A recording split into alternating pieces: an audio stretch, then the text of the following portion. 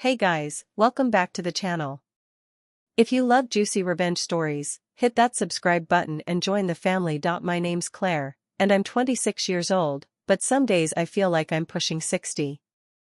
I live in a tiny 2-bedroom apartment on the outskirts of Phoenix, Arizona, the kind of place where the AC wheezes like it's about to give up every single summer, and the landlord only fixes things when you threaten to call the city.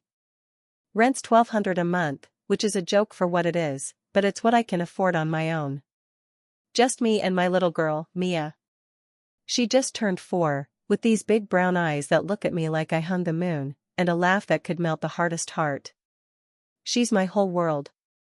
My entire reason for getting out of bed at 5 a.m. when every bone in my body is screaming for just 5 more minutes. I work as a medical assistant at a busy clinic downtown, the kind of place where we see 100 patients a day, and I'm on my feet from the moment I clock in until I collapse into my car at night. I draw blood, I take vitals, I hold old ladies' hands when they're scared, and I clean up messes nobody else wants to touch. I make $17.50 an hour. After taxes, after health insurance that barely covers anything, after the child care I have to pay for Mia because I have no one else to watch her, I bring home just under $2,000 a month. Rent eats more than half. Then there's groceries, utilities, gas for my beat-up 2012 Honda Civic that's got more duct tape than paint, and somehow, I make it work. I clip coupons like it's a sport. I buy Mia's clothes at thrift stores and wash them so many times the colors fade. I skip lunch more days than I eat it, just so I can afford to put strawberries in her lunchbox because she loves them and damn it, she deserves something good. I don't complain. I really don't. Because every time I walk through that door and Mia comes running, yelling "Mommy," like I've been gone for a year, every single ounce of exhaustion just melts away. I cook her dinner, nothing fancy, spaghetti or grilled cheese or whatever I can throw together in 15 minutes, and we sit on the floor and do puzzles or color, or I read her the same picture book about the bunny who loses his carrot for the 100th time. She falls asleep around 8, and then I clean the dishes, fold the laundry, pay the bills I can squeeze in, and finally, around midnight, I let myself crash. I don't have a social life. I don't date. I don't go out with friends because I don't have the time or the energy or the money to go anywhere. My life is work and Mia, and honestly, that's enough. She's enough. But here's the thing. I didn't start this life on my own. I had a family once. Or at least, I thought I did. My mom, Linda, still lives in the same house I grew up in, just a 30-minute drive across town in a nicer neighborhood by the golf course. Bigger house, nicer car, the kind of place where they have a lemon tree in the backyard and a pool that actually works. She's 58, retired from her job as a school administrator a couple years ago, and she's got plenty of time on her hands. Plenty of money, too. My stepdad, Tom, is a retired contractor who still picks up side jobs when he's bored, and they're comfortable. More than comfortable. They go on cruises. They have a timeshare in Sedona. They go out to dinner at restaurants where the waiters actually know their names. And they have one daughter, me, who's struggling to keep her head above water, and they know it. They've always known it. I called my mom 2 years ago, right after Mia's dad, Jake, decided he wasn't cut out for fatherhood and took off with some girl he met at a truck stop. That was 2 weeks after Mia was born. 2 weeks. I was bleeding, hormonal, scared out of my mind, and holding a newborn who depended on me for everything.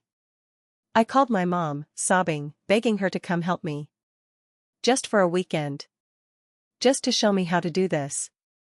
You know what she said? "Claire, you made your bed. You wanted to keep that baby, now you lie in it. I'm not raising another child. I already raised you." That stung. It stuck with me. It's burned into my brain like a brand. But you know what? I let it go. I told myself she was just being tough. She was trying to push me to be independent. She'd come around. She'd see how hard I was trying, and eventually, she'd soften. Because that's what mothers do, right? They come through when it really counts. I held on to that hope for 2 solid years. Every time Mia got sick at 3 in the morning and I had to call out of work and hope my boss didn't fire me, I told myself, it's fine. I can do this. Mom will help when I really need it. Every time my car broke down and I had to beg my neighbor to jump the battery or give me a ride, I thought, it's fine. I'm building something here. They'll see. And honestly, I never asked for much. I wasn't expecting them to pay my rent or buy me a new car or anything ridiculous like that. I just wanted a little help sometimes. An afternoon off so I could take a nap that lasted longer than 20 minutes. Some company on a Friday night so I didn't feel like I was drowning in isolation. Maybe someone to hold Mia so I could take a shower that didn't involve a tiny hand reaching under the curtain every 2 seconds. I never asked for money. I never asked them to babysit full time. I just asked for, I don't know, a sense that they gave a damn. The thing is, my mom sees my life as a failure. She sees me as a cautionary tale. She's told me as much, in those passive-aggressive little comments she slips into every conversation. I just don't understand why you didn't finish college. Well, maybe if you'd waited to have a baby like a responsible adult. Your cousin Sarah just bought a house. You know, the one with the good husband and the steady career. She says it like she's just making conversation. Like she's not slicing me open with every word. And I just take it. I take it because she's my mom, and some deep, stupid part of me still wants her approval. Still wants her to look at me once and say, I'm proud of you, Claire. Just once. I'm not sure when it clicked that was never going to happen. But I think it was about 6 months ago, when Mia got really sick. Like, hospital sick. A nasty respiratory infection that had her coughing so hard she couldn't breathe, and she turned this terrifying shade of blue, and I thought I was going to lose her. I rushed her to the ER, blew through every bit of savings I had for the copays and the prescriptions, and I was a wreck. I sat in that hospital chair for 3 nights, barely sleeping, watching the monitors beep and praying to a God I wasn't sure I even believed in anymore. And my mom knew. I called her from the hospital lobby, crying so hard I could barely get the words out. I told her Mia was in the ICU. I told her I was scared. I told her I really needed her. Her response, well, Claire, kids get sick. That's what happens. It's not the end of the world. And I can't come down anyway, I have a hair appointment in the morning. That was the moment I felt something inside me break. Not a dramatic snap, like a bone. More like a slow, deep crack spreading through something fundamental. I hung up the phone, I sat in that ugly green hospital chair, and I looked at my little girl fighting to breathe in her little hospital bed, and I realized something that took my breath away just as much as her illness did. There was no cavalry coming. There was nobody riding in on a white horse to save me. It was just me. It had always been just me. And for 2 whole years, I had been wearing myself down to the bone hoping for something that was never going to happen. But I pulled it together. I held Mia's hand through the worst nights. I sang her lullabies until my throat went dry. I didn't sleep for 3 days, but I got her home. I got her better. And I didn't say a word to my mom about how much her hair appointment comment had destroyed me. I just kept it inside, like I kept everything inside, and kept moving forward. Because that's what I do. I keep moving. I don't stop.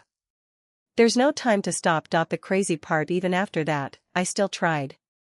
Thanksgiving came around, and I loaded Mia into the car and drove the 30 minutes across town to my mom's house, even though Mia was still recovering and I was exhausted and every cell in my body was screaming to stay home and order pizza. I wanted to be a good daughter. I wanted to give Mia a real family experience. I made green bean casserole from scratch, the recipe my grandma used to make, the one with the crispy onions on top, because I remembered how much my mom loved it.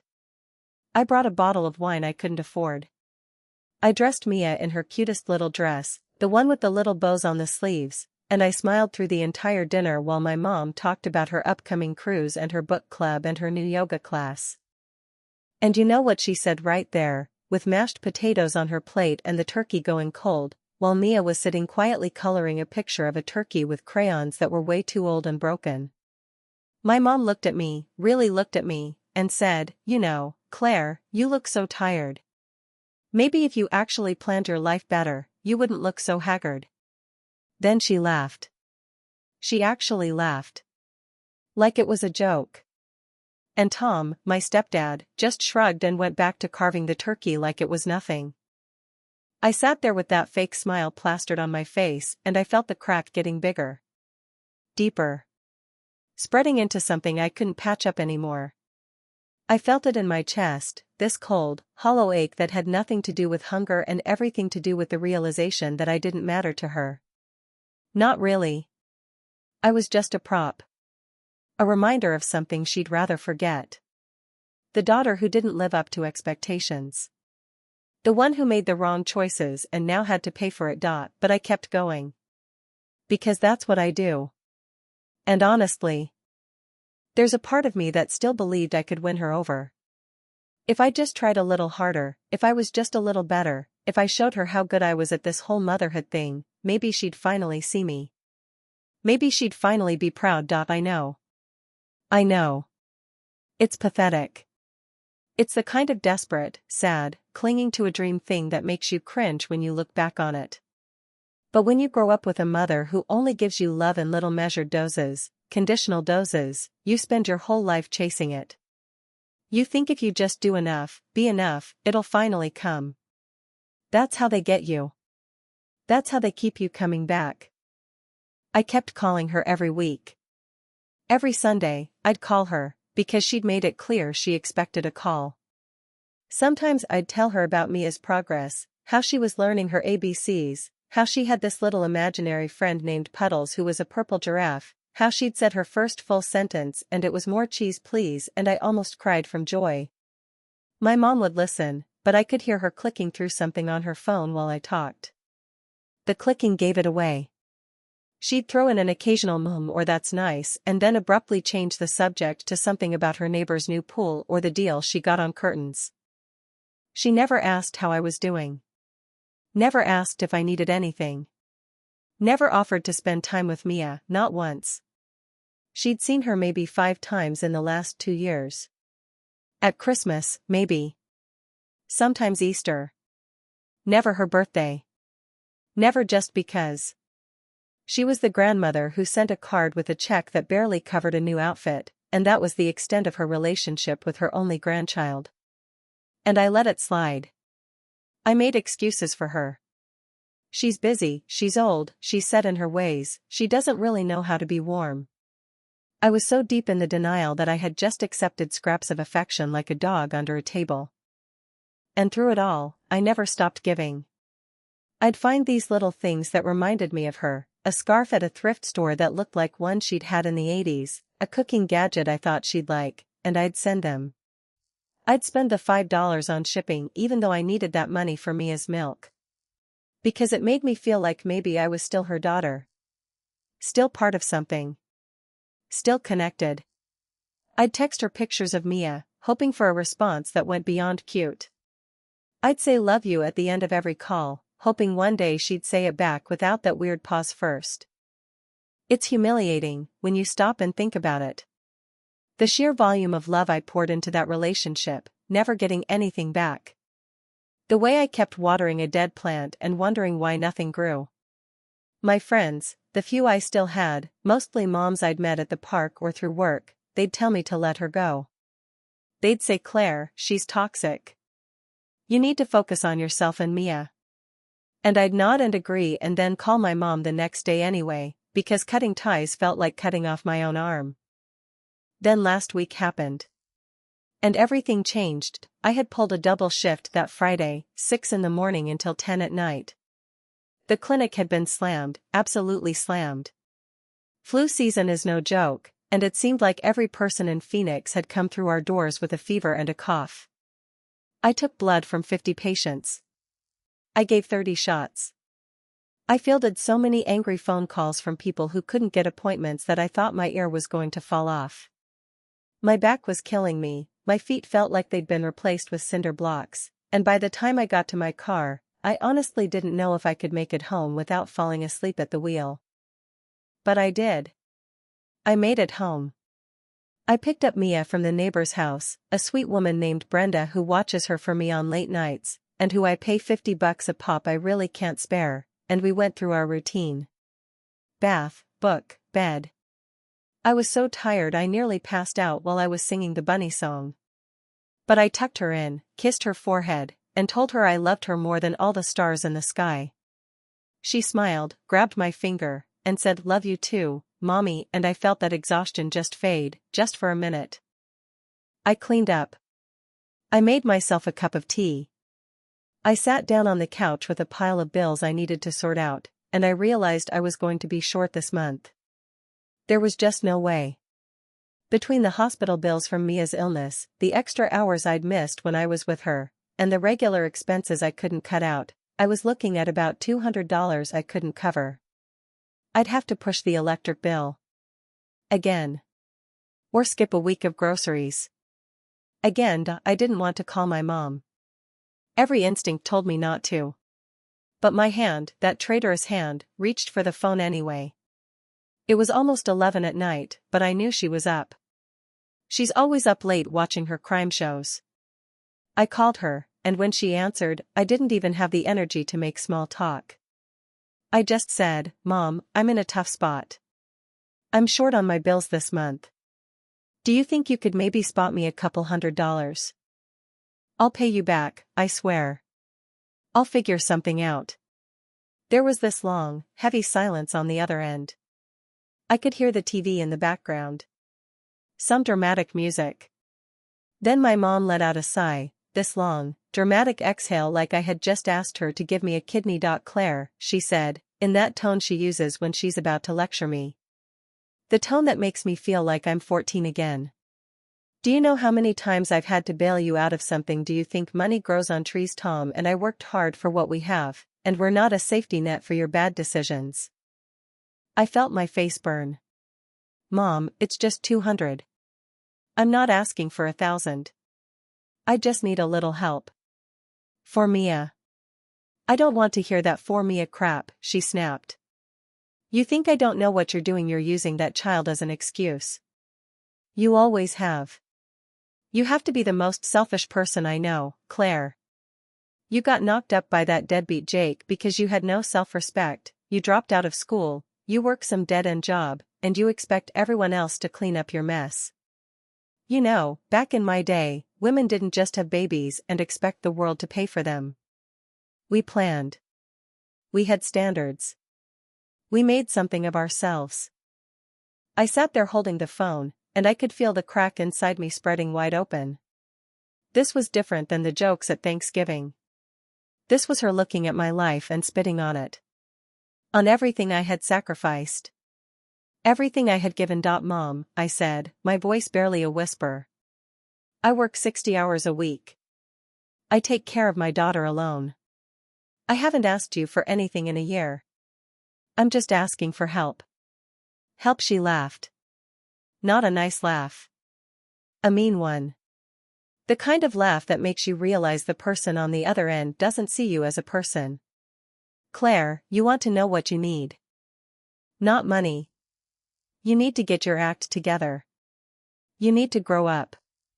You need to stop being so useless. That's your problem. You're useless, Claire. You've always been useless. You never finish anything. You never do anything right. And now you've dragged a child into your mess. I have zero sympathy for you. Useless." She called me useless. I heard that word echo in my skull like a gunshot. Useless. Every night I had gone to bed hungry so Mia could eat. Every hour I'd worked until my hands shook. Every time I'd swallowed my pride and my pain and shown up at her house with a casserole and a smile. All of it, reduced to nothing. All of it, worthless. And she had just said it out loud. The thing I'd been terrified she was thinking for 2 years. I didn't say anything. I couldn't speak. And she filled the silence like she always does, just kept going. "You know, I told you. I told you not to keep that baby. I said it was a mistake. But you just had to be stubborn, didn't you? You just had to prove everyone wrong. Well, look at you now. Look at what you've done to yourself. You're a mess. You're a burden. And I'm tired of watching you fail over and over. So no, Claire. No money. No help. Figure it out yourself, like you should have done from the beginning. Maybe then you'll actually learn something. She hung up before I could respond. I don't even know if I had anything to say. I sat there on my cheap couch, in my tiny apartment, with the AC wheezing and the bills in my lap and the phone screen going dark in my hand. And I didn't cry. I wanted to. The tears were there, burning in my eyes. But I just stared at the wall. At the little crayon drawing Mia had taped to the wall that said "I love my mommy" in wobbly letters. And something shifted. The crack didn't just break. It shattered. It shattered into 1,000 pieces, and from those pieces, something else grew. Something cold. Something hard. Something that wasn't going to take it anymore. I looked at that wall. At Mia's drawing. At the tiny pink sneakers by the door and the half-eaten apple on the coffee table. And I realized, right then and there, that I wasn't going to let my mother take one more thing from me. I was done. I was absolutely done. She wasn't going to call me useless one more time. She wasn't going to make me feel small and broken and worthless for one more minute. I had given her everything I had. I had given her love, loyalty, forgiveness, second chances, third chances, 100th chances. And all she did was throw it back in my face. So I made a decision. Right there on that couch at midnight, with no money and no plan, I decided. The next day, I was going to pack up Mia's things and mine, and I was going to get the hell out of Phoenix. I didn't know where I was going. I didn't have a destination. But I knew, with absolute certainty, that I was not spending one more day in the same city as that woman. I packed all night. Quietly, so I wouldn't wake Mia. I filled our suitcases and duffel bags with everything we needed. Clothes, toys, important papers, Mia's favorite blanket, the photo album with pictures of her as a baby. I left behind the furniture, the kitchen stuff, the things I couldn't carry. It was just stuff. It didn't matter. What mattered was that little girl sleeping in her bed, and me, and the road ahead of us. At 6 a.m, I woke Mia up. She was groggy and confused, rubbing her eyes, asking where we were going. I just smiled and said, on an adventure, baby. Just you and me. She didn't ask questions. She just grabbed her little backpack with the unicorn on it, held my hand, and walked out that door with me. I didn't look back. Not even once. I got us in the car, pointed it east, and I just drove. I didn't have a destination. But I knew I was going somewhere better. Somewhere far away from the woman who looked at her own daughter and saw nothing but a failure. Somewhere my baby could grow up knowing she was loved without conditions, without strings, without having to prove her worth to anyone. That was the last time my mother saw us. She doesn't know where we are. She doesn't know if we're alive or dead. And honestly, I don't care. She lost the right to know anything about us the second she called me useless. The second she made it clear that her pride was more important than her daughter and her granddaughter. I'm done being her doormat. I'm done being her punching bag. And I'm done being useless. I'm Claire. I'm a mother. And I am going to build a life for my daughter and me. A real one. One that doesn't involve my mother's cruelty, one that doesn't involve me begging for scraps of love. One that's just ours. And nobody, not my mom, not Jake, not anybody, is going to take that away from us. I drove for 6 hours straight. Mia fell asleep in the back seat with her unicorn backpack hugged to her chest, and I just kept going.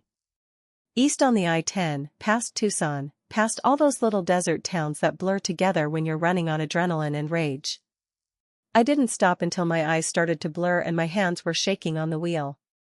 Pulled into a cheap motel just outside of Lordsburg, New Mexico. $50 for a room that smelled like stale cigarettes and regret. But it was a roof. It was quiet. And there was nobody there to tell me I was useless. I stayed there for 3 days. Just regrouping. Trying to figure out my next move. I called my boss and told her I was taking emergency leave. She wasn't happy, but she couldn't fire me over it. Not legally anyway. I told her I'd be back in a week, and I'd figure it out. I didn't know if that was true or not, but it bought me time. I used that time to think. To plan. To breathe for the first time in 2 years without feeling like someone was watching me, waiting for me to fail. And that's when I started to notice things that didn't add up.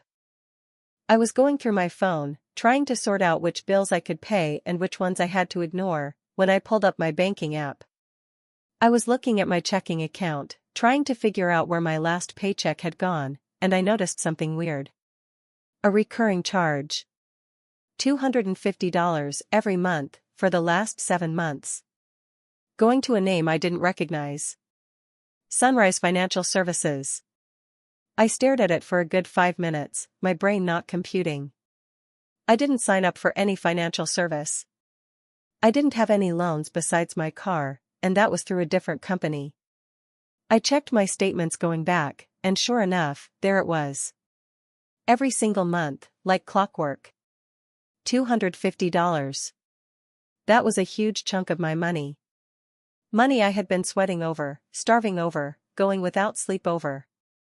And it had been bleeding out of my account without me even knowing. I started digging deeper. I called the bank, and they told me the charge was tied to a joint account authorization that was set up about 7 months ago. A joint account. With my mother's name on it. I had opened a savings account with her years ago, when I was 18 and stupid, and she said she'd help me manage my money. I had completely forgotten about it. It was one of those accounts where she had signing authority, but we never used it. Or so I thought. Turns out, she had been using that joint account authorization to siphon money from my checking account every single month. $250. For 7 months. That's almost $2,000. $2,000 that I could have used for Mia's medical bills, for groceries, for a safer car, for anything. $2,000 she stole from me while she sat in her nice house with her pool and her cruises and her lemon tree, calling me useless and refusing to spot me a couple hundred. My blood went cold. Then it went hot. Then it went so boiling I thought I might actually throw up. She didn't just call me useless. She was using me. She was literally taking money from my account while telling me I was a burden. While telling me I needed to grow up. While telling me I was irresponsible with money. She took my money.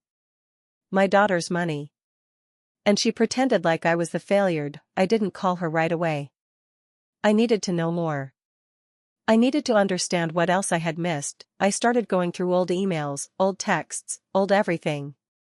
And that's when I found a chain of emails between my mom and my stepdad that I had accidentally been CC'd on months ago and never opened. I was so buried in work and motherhood that I barely checked my personal email. There were dozens of unread messages. I started scrolling, and I found one with a subject line that made my stomach drop: Claire's inheritance. Inheritance. My grandma, my mom's mom, had passed away about 3 years ago. She was the only person in my family who ever treated me like I mattered. She left me a little money in her will. It wasn't a fortune. Maybe $15,000. Enough for a down payment on a house, or a reliable car, or a college fund for Mia. My mom had handled all the paperwork. She told me it was tied up in legal stuff, that it would take a while to access. I trusted her. I was grieving my grandma, I had a newborn, I was drowning in exhaustion, and I just let her handle it. I opened that email, and I felt the world tilt. The email was from a lawyer. It was dated 8 months ago. The lawyer was confirming that the inheritance funds had been released and deposited into the account my mom had provided. The account wasn't mine. It was her account. And in the body of the email, there was a note from my mom that said, "Perfect. We'll use this for the renovation.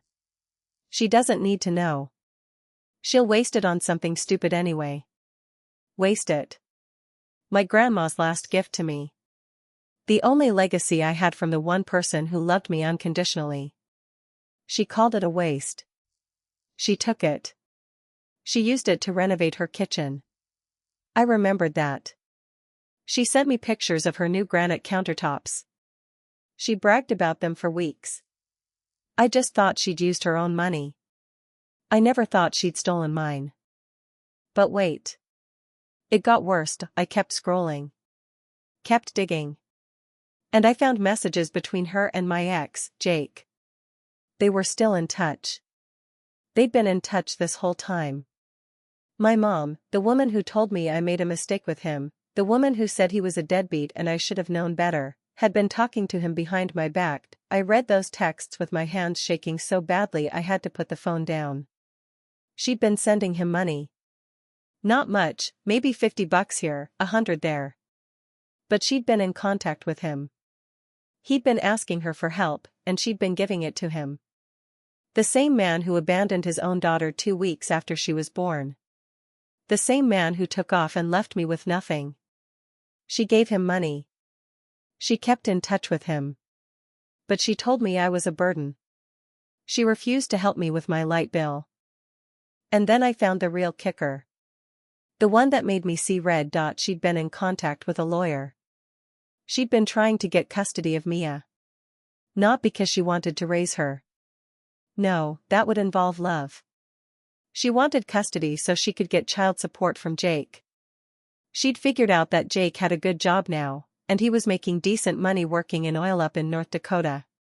She thought if she got custody, she could get that money. She was literally trying to take my child to use as a cash cow. And she'd been working on this quietly, behind my back, for 6 months. She had a lawyer. She had documents. And she hadn't told me a single word. That was the moment everything clicked into place. The pieces of the puzzle that I'd been too tired, too hopeful, too blind to see. She'd never wanted to help me. She'd never wanted me to succeed. She wanted to profit off my misery. She wanted to control me, and when that didn't work, she wanted to steal from me. And when that wasn't enough, she wanted to take my baby. I sat in that motel room with Mia sleeping peacefully on the bed next to me, and I felt something I hadn't felt in years. Fury. Pure, white-hot, all-consuming fury. It was like a wildfire burning through my chest. I wasn't just angry. I was vibrating with it. My hands were clenched so tight my nails dug into my palms. I couldn't breathe. I couldn't think. All I could see was her face. Her smug, self-righteous face, telling me I was useless while she cleaned out my bank account and plotted to take my child. I didn't wait. I called her. Right then and there. It was almost midnight, and I didn't care if she was asleep. I didn't care about anything except the truth. She answered on the 3rd ring, groggy and annoyed. Claire, do you know what time it is? I know what you did, I said. My voice was steady. Too steady. The kind of steady that comes right before an explosion. I know you've been taking money from my account. $250 a month. For 7 months. I know you took Grandma's inheritance. I know you've been talking to Jake. And I know you've been trying to get custody of Mia. Silence. Pure, dead silence. I could hear her breathing, but she didn't say a word. Don't you dare lie to me, I said. I have the emails. I have the bank statements. I have everything. You are going to tell me the truth right now, or I swear to God, I'm calling a lawyer first thing in the morning and I'm coming for every single thing you own. She finally spoke, and her voice was cold. Colder than I'd ever heard it. Claire, I don't know what you think you found, but I found everything, Mom. Everything. You took Grandma's money. You took money out of my account. You gave my ex money while I was begging you for a few dollars to keep the lights on. And you tried to take Mia. My daughter. You tried to take her from me. There was a long pause. I could hear her moving, maybe getting out of bed. Then she said something that made my heart freeze. Claire, you have to understand. I was only trying to protect you. Protect me, I laughed. It was a horrible, broken laugh. You called me useless. You stole from me. You tried to take my baby. And you're telling me you were trying to protect me. Jake is making good money now, she said, like that made any sense. He's stable. He could provide a better life for Mia. I was just trying to make sure she had what she needed. You can't even afford her medical bills. You're working yourself to the bone and you have nothing to show for it. I was doing what was best for her. And for you, honestly. You need to get your life together. You can't even take care of yourself. How are you supposed to take care of her? I felt a cold calm wash over me. The fury was still there, but it had crystallized into something sharper. Something more dangerous. You stole $15,000 from me, I said, each word measured and deliberate. You stole almost $2,000 more from my checking account. You were plotting to take my daughter. You have lied to me, manipulated me, and made me feel worthless for my entire adult life. And now you're standing there telling me it was for my own good. Claire, listen to me. No, you listen to me. I cut her off, and my voice was ice. I am done. Do you hear me? I am done being your punching bag. I am done being your ATM. I am done being the daughter you get to feel superior to. You don't get to take anything else from me. Not my money. Not my child. Not my peace of mind. You are dead to me. And if you come anywhere near my daughter, I will call the police. I will file a restraining order. I will press charges for fraud and theft. I will ruin you. I swear to God, I will ruin you. She tried to say something, but I didn't let her. I hung up the phone. And then I sat there, in the dark motel room, with Mia's soft breathing the only sound in the world, and I let the tears come. Not tears of sadness. Tears of release. Tears of knowing that I had finally cut the rope. That night, I called a lawyer. A real one. I found a number online, a woman named Diane from a firm in Albuquerque that specializes in family law and financial fraud. I left a message on her emergency line, explaining that I needed help, and I'd pay whatever it took. I had maybe $200 to my name, but I didn't care. I was going to fight. I was going to fight with everything I had. The next morning, I got a call back. Diane was sharp, no nonsense, and when I told her my story, she just said, "Honey, we're going to tear her apart." And she meant it. She took my case. She started the process of freezing my mom's accounts. She filed a police report for the fraud. She sent a cease and desist letter regarding the custody attempt. She moved fast. She moved like a woman who had seen 100 cases like mine and knew exactly what to do. And my mom, she called me. Over and over. I didn't answer. She left voicemails, dozens of them. They started off angry and accusatory, then turned confused, then terrified. She realized I wasn't backing down. She realized she'd pushed me too far. She realized that the daughter she'd always treated like a doormat had finally grown a spine. "Claire, we need to talk about this. You can't just, Claire, please. Just call me back. We can work this out. Claire, I'm your mother. You can't do this to me. I raised you. I sacrificed for you. Claire, please. Please don't do this. I'm sorry. I'm sorry." Okay, that last voicemail came 3 days after I hung up on her. And you know what? It didn't do anything for me. I didn't feel relief. I didn't feel forgiveness. I didn't even feel anger anymore. I just felt nothing. The same nothing she had made me feel for 2 years. The same nothing I had felt every single time she looked at me and saw a failure. I called Diane back and told her to proceed with everything. The civil suit for the stolen money. The fraud charges. The restraining order for Mia. I was done playing nice. I was done being the bigger person. I was going to take back everything she had stolen from me, and I was going to make sure she never, ever hurt anyone else the way she hurt me. That's when I packed up the motel room for real. I loaded Mia into the car, and I drove straight to Albuquerque. Diane had offered me a lifeline, her paralegal had a spare room she was willing to rent out cheap, and Diane said she could get me a job at her firm's front desk if I wanted. It wasn't glamorous, but it was a fresh start. A real one. I accepted. I hugged that woman when I met her in person, and I cried. Right there in her office, in front of her and her paralegal and a pot of terrible office coffee, I cried. Because for the first time in my life, someone was actually helping me. Not because they had to. Not because they wanted something from me. Just because they saw a woman who deserved better. And I'm going to be better. I'm going to build something real. And I'm never going to let anyone, especially my mother, convince me that I'm worthless again. Because I'm not worthless. I never was.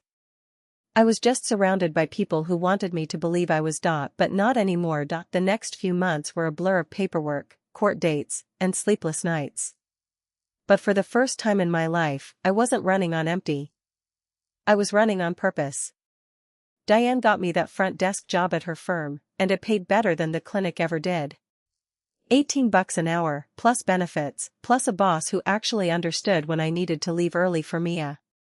I found a tiny apartment in Albuquerque, a one-bedroom with a little patio where Mia could play with her chalk and draw pictures of rainbows and unicorns. It wasn't much, but it was ours. No wheezing AC, no landlord who ignored my calls.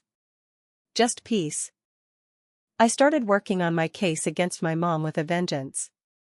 Diane and I sat down and mapped out every single thing she had done.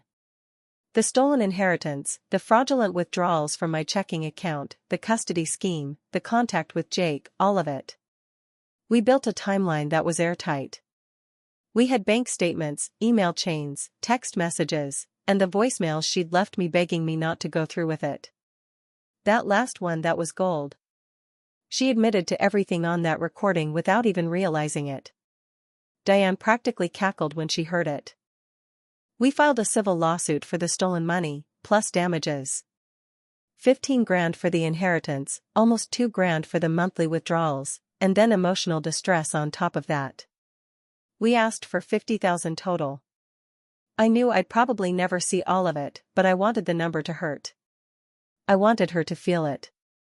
I wanted her to understand that her actions had consequences. The police investigation moved faster than I expected.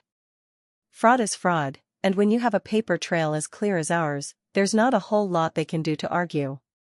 The DA's office picked up the case, and my mom was formally charged with theft, fraud, and identity misuse. She was looking at real jail time if she didn't cooperate. And let me tell you, that woman had never faced a real consequence in her entire life. She was terrified. I didn't attend the initial hearings. Diane went for me. But I heard everything. My mom showed up with some expensive lawyer she'd hired, the kind who wears suits that cost more than my rent. He tried to argue that it was all a misunderstanding, that the joint account gave her legal access, that the inheritance was meant to be shared, that she was just trying to help me manage my finances. Diane shredded him. She pulled out the email where my mom literally said she doesn't need to know about the inheritance. She pulled out the bank records showing I was living below the poverty line while my mom was taking my money. She pulled out the custody documents that my mom had filed without my knowledge. The judge looked at my mom like she was something you scrape off your shoe. The case was a slam dunk. My mom was found guilty on all counts. She was ordered to repay every single cent she took from me, plus interest, plus legal fees. And she got 3 months of house arrest. 3 months where she couldn't leave her house, couldn't go to her book club, couldn't get her nails done, couldn't do anything but sit there and think about what she'd done. It wasn't the harshest sentence in the world, but it was enough. It was public. It was humiliating. Everyone in her little social circle knew what she'd done. Her friends, her neighbors, her precious yoga class. She couldn't hide from it. And Jake got his too. I filed for full custody of Mia, and the judge granted it without hesitation. Jake hadn't seen her in over 2 years. He'd never paid child support. He'd never even sent a birthday card. And when I told the court that my mom had been giving him money while refusing to help me, the judge looked like he was about to throw his gavel at someone. Jake was ordered to pay back child support, plus ongoing support, and his wages were garnished before he even had a chance to argue. He called me once, furious, demanding I drop it. I hung up on him. Just like I'd hung up on my mom. I didn't owe him anything. I didn't owe anyone anything. That was the beginning of my new life. The real beginning. Not the one I was forced into, not the one I survived despite everything. The one I chose for myself. I threw myself into my new job. Turns out, I was good at it. I'd spent years managing a chaotic clinic schedule and dealing with angry patients and filling out endless forms. The law firm was easier. Diane noticed my work ethic and started giving me more responsibility. Within a few months, I was promoted to legal assistant. I was making decent money now, enough to afford a 2-bedroom apartment and a reliable used SUV. I bought Mia a real bed with a princess canopy and a bookshelf full of picture books that weren't from thrift stores. I bought myself a new pair of sneakers that didn't have holes in the soles. Small things, but they felt huge. And somewhere in the middle of all that, I met someone. His name is Marcus.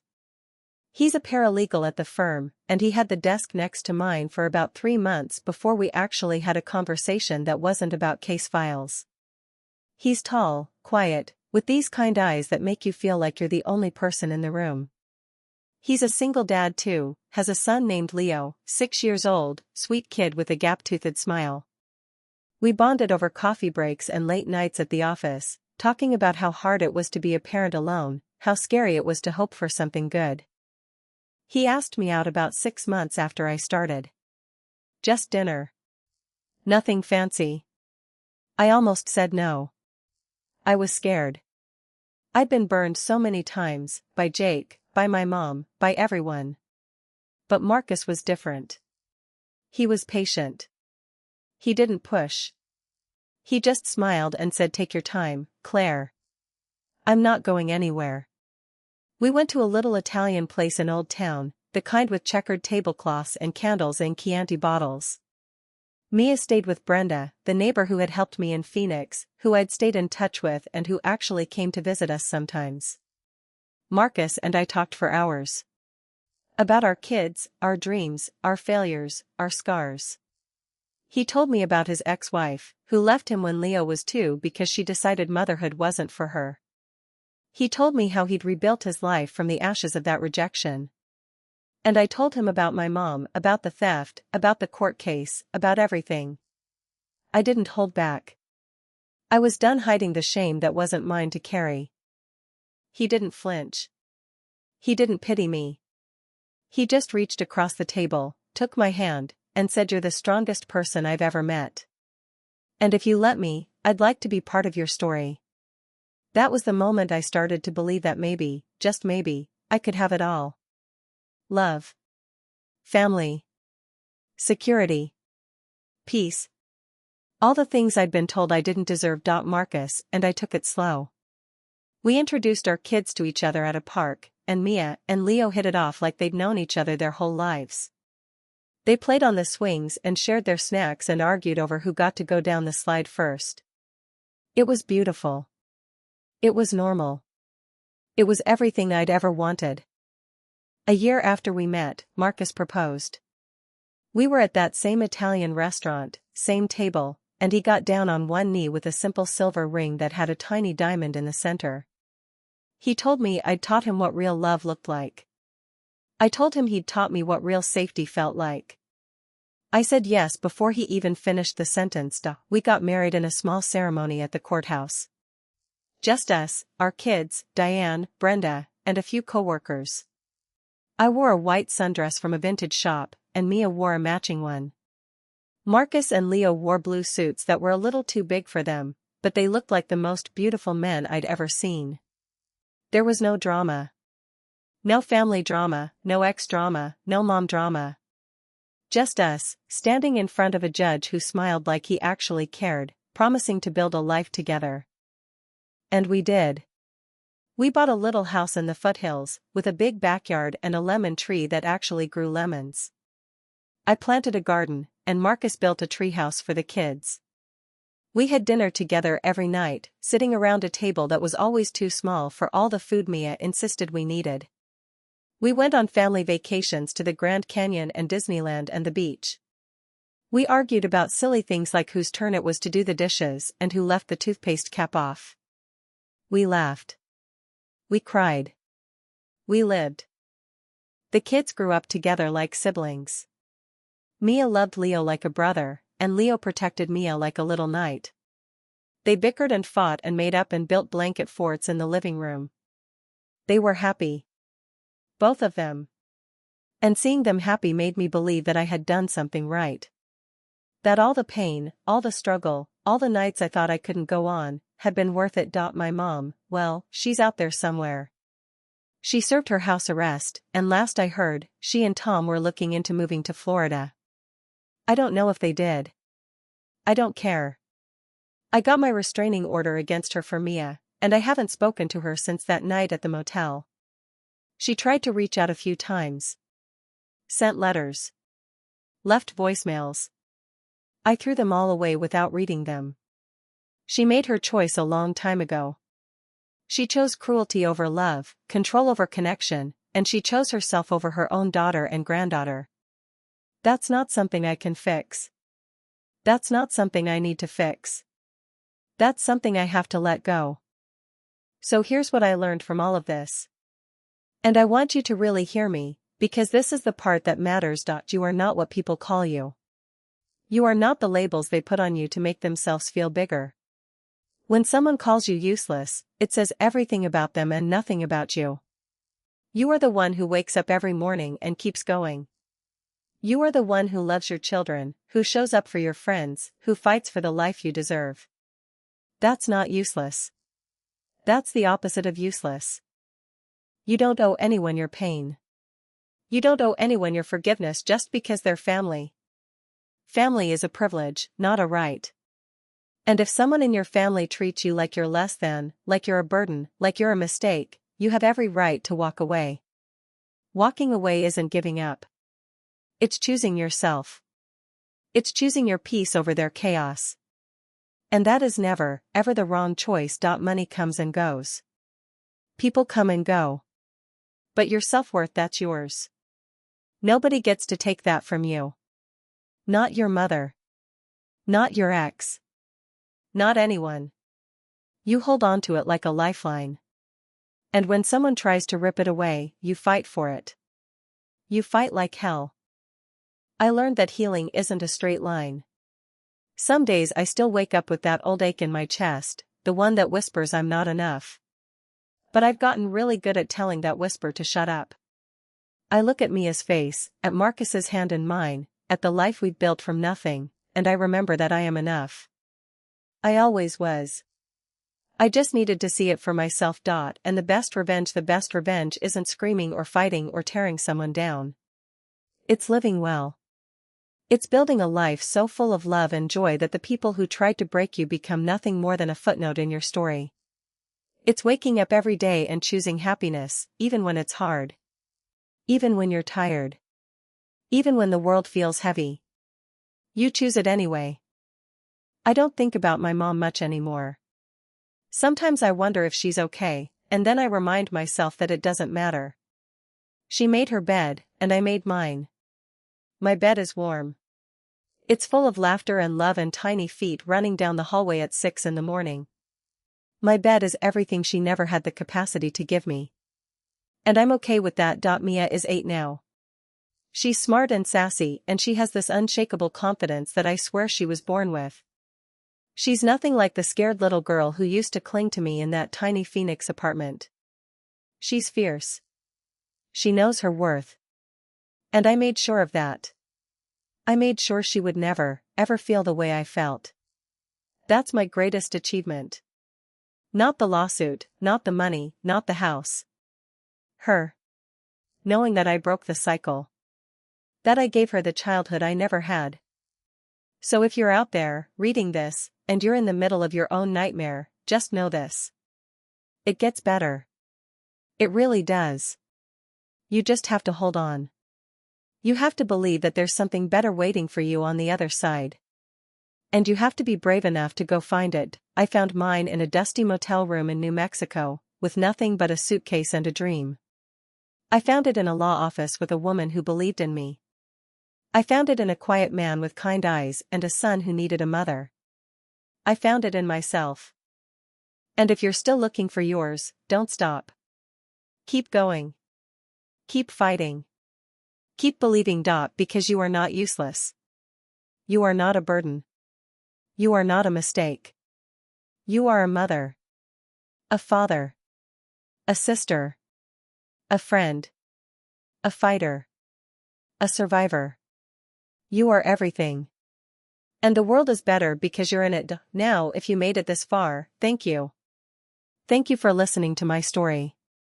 Thank you for letting me share it with you. This channel is about stories like mine, real stories, raw stories, stories of women who refuse to stay down. If that speaks to you, hit that subscribe button. Ring that bell. Share this with someone who needs to hear it. Because we're all in this together. And together, we're unstoppable. I'm Claire. I'm a mother. I'm a wife. I'm a survivor. And I'm finally free.